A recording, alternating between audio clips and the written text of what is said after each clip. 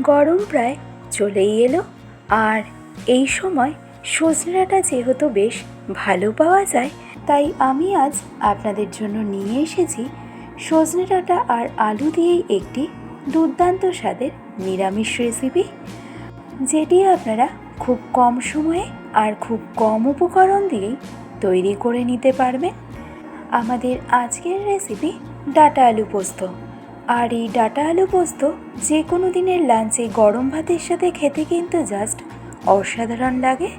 তো তাহলে আমাদের আজকের এই রেসিপিটি শুরু করা যাক। আর আমি প্রিয়াঙ্কা আপনাদের সকলকে আমার চ্যানেল ডেলিশিয়াস রেসিপি বাংলাতে স্বাগত জানাই। তো আমাদের আজকের এই ডাঁটা আলু পোস্ত রেসিপিটি তৈরি করতে নিয়েছি আমি এখানে 300 গ্রাম পরিমাণে সজনে ডাঁটা। সজনে ডাঁটাটাকে সবার প্রথমে কেটে নেব। তো কিভাবে কাটতে হবে সেটা দেখে নিন। সজনে ডাঁটাগুলোকে আমাদের ঠিক এরকম লম্বা লম্বা টুকরো করে কেটে নিতে হবে। আর একই সাথে সজনে ডাঁটার স্কিনটাকেও আমাদেরকে এভাবে পিল করে নিতে হবে। আর এই সজনে ডাঁটাগুলো যখন আপনারা কাটবেন তখন এটা অবশ্যই খেয়াল রাখবেন প্রত্যেকটা সজনে ডাঁটার টুকরোই যেন সেম মাপে হয়, তাহলে এটা দেখতেও কিন্তু বেশ ভালো লাগে। আশা করছি আপনাদের বুঝতে কোনো রকম সমস্যা হয়নি। আর এই একইভাবে দেখুন প্রত্যেকটা সজনে ডাঁটাই আমি কেটে নিয়েছি। আর ফাইনালি কেটে নেওয়া হয়ে গেলে এবারে সজনে ডাঁটাগুলো আমি ডিরেক্টলি ট্রান্সফার করে নিলাম জলের মধ্যে। আর তারপর সজনে ডাঁটাগুলোকে জলের মধ্যে খুব ভালো করে ধুয়ে আমাদেরকে পরিষ্কার করে নিতে হবে। তো সজনে ডাঁটাটাকে কেটে নেওয়া হয়ে গেলে এবার আমরা আলুগুলোকে কেটে নেব। তো আমি এখানে 400 গ্রাম আলু নিয়েছি। আলুর স্কিনটাকে আগে থেকে ছাড়িয়ে পরিষ্কার করে নেওয়ার পর আলুগুলোকে আমি জলের মধ্যে ভিজিয়ে রেখেছিলাম। তো এবার আপনারা দেখে নিন যে আলুগুলোকে আমাদের ঠিক কিভাবে কেটে নিতে হবে। তো যেহেতু আমরা সজনে ডাঁটাগুলোকে লম্বা করে কেটেছিলাম, তাই একইভাবে আলুগুলোকেও ঠিক আমাদের এরকম সরু ও লম্বা করে কেটে নিতে হবে। এতে সাধারণত রান্নার সময় সবজিগুলো দেখতেও কিন্তু বেশ ভালো লাগে। তো একইভাবে সবগুলো আলু কেটে নেওয়ার পর এবার এই আলুগুলোকে আমি ট্রান্সফার করে নেব জলের মধ্যে। এতে আলুর মধ্যে কোনো রকম কালো দাগ চলে আসবে না।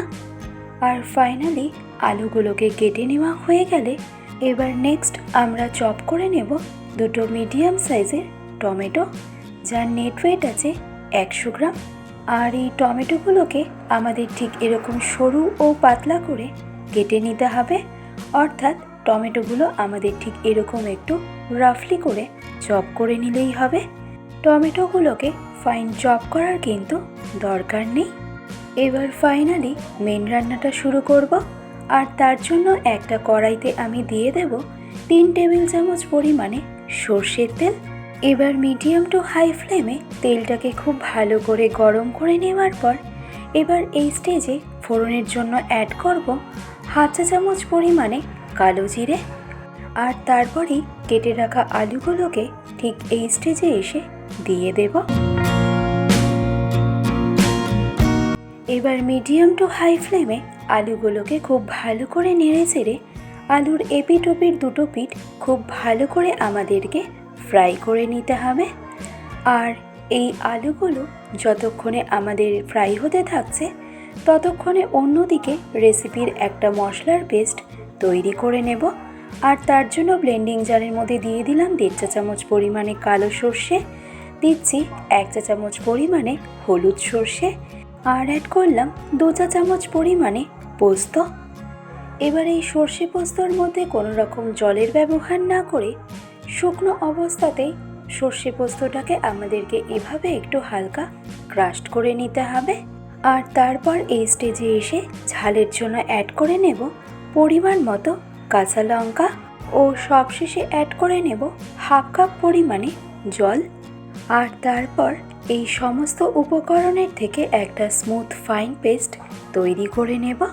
যে কোনো রান্নার ক্ষেত্রেই সর্ষে পোস্তর ফাইন পেস্ট তৈরি করার আগে যদি সর্ষে পোস্তটাকে শুকনো অবস্থাতেই ক্রাশড করে নেওয়া হয় তাহলে কিন্তু সর্ষে পোস্তর পেস্ট খুব স্মুথ তৈরি হয়। আর পেস্টের মধ্যেও কিন্তু কোনো রকম দানা দানা একদমই থাকে না। তো অন্যদিকে দেখুন আলুটাও কিন্তু আমাদের 60% মতন ফ্রাই হয়ে গেছে। এবার তাই আমাদেরকে এই পর্যায়ে এসে অ্যাড করতে হবে কেটে রাখা সজনে ডাঁটাগুলোকে।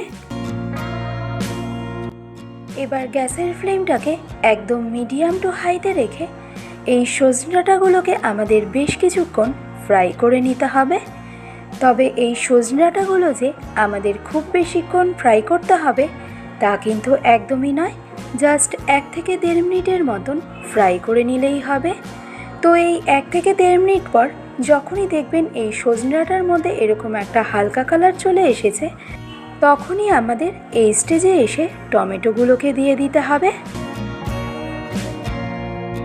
এবার নেক্সট মিডিয়াম ফ্লেমে এই টমেটোগুলোকে আমাদের বেশ কিছুক্ষণ কুক করতে হবে, যাতে টমেটোর থেকে এর কাঁচা গন্ধটা একদমই চলে যায়। তো প্রায় 1 থেকে 1.5 মিনিট পর যখনই দেখবেন টমেটোটা ঠিক এরকম নরম হয়ে এসেছে আর টমেটোটাও 50% মতন কুক হয়ে গেছে, তখনই ঠিক এই স্টেজে এসে সর্ষে পোস্ত ও কাঁচা লঙ্কার যে পেস্ট তৈরি করেছিলাম সেটা দিয়ে দিতে হবে। আর তারই সাথে আমাদের অ্যাড করতে হবে 1/2 চা চামচ পরিমাণে হলুদ গুঁড়ো, 1/2 চা চামচ পরিমাণে কাশ্মীরি রেড চিলি পাউডার ও স্বাদ অনুসারে নুন। বাস, আমাদের এখানে আর বিশেষ কোনো ইনগ্রেডিয়েন্ট আপাতত লাগছে না। এবার লো টু মিডিয়াম ফ্লেমে এই সমস্ত ইনগ্রেডিয়েন্ট আমাদের ইভেনলি একবার খুব ভালো করে মিশিয়ে নিতে হবে। আর এই স্টেজে গ্যাসের ফ্লেমটাকে কিন্তু আমাদের একদমই হাইতে রাখা যাবে না, তাহলে মশলা কড়াইয়ের নিচে লেগে যাওয়ার কিন্তু একটা সম্ভাবনা থাকবে।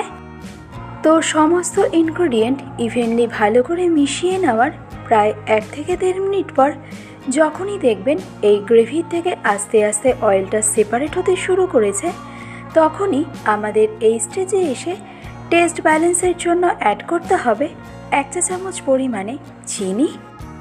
এবার এই চিনিটাকে ফাইনালি একবার আমাদের খুব ভালো করে মিশিয়ে নিতে হবে। আর এটাকে ভালো করে মিশিয়ে নেওয়া হয়ে গেলে সবশেষে আমাদের এখানে অ্যাড করতে হবে পরিমাণ মতো ঈষৎ উষ্ণ গরম জল। এবার ফাইনালি সব কিছু আমাদের আবারও একবার খুব ভালো করে মিশিয়ে নিয়ে এই স্টেজে গ্যাসের ফ্লেমটাকে একদম মিডিয়ামে রেখে ঢাকনা চাপা দিয়ে সম্পূর্ণ রান্নাটাকে আমাদের কুক করে নিতে হবে আরও বেশ কিছুক্ষণ সময়ের জন্য।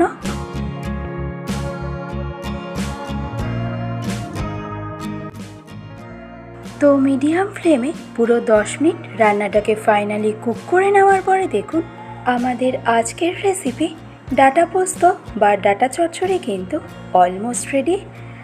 ভালো লাগলে রেসিপিটি অবশ্যই এইভাবে একবার ট্রাই করে দেখবেন। আশা করছি সকলের ভীষণই ভালো লাগবে। আর এরকম আরও অনেক রেসিপির আপডেট সবার প্রথমে পেতে চ্যানেলের নতুন বন্ধু হলে চ্যানেলটিকে অবশ্যই সাবস্ক্রাইব করে সঙ্গে থাকবেন। আজকের ভিডিওটি তবে আমি এখানেই শেষ করছি। ভালো থাকবেন, সুস্থ থাকবেন, ধন্যবাদ।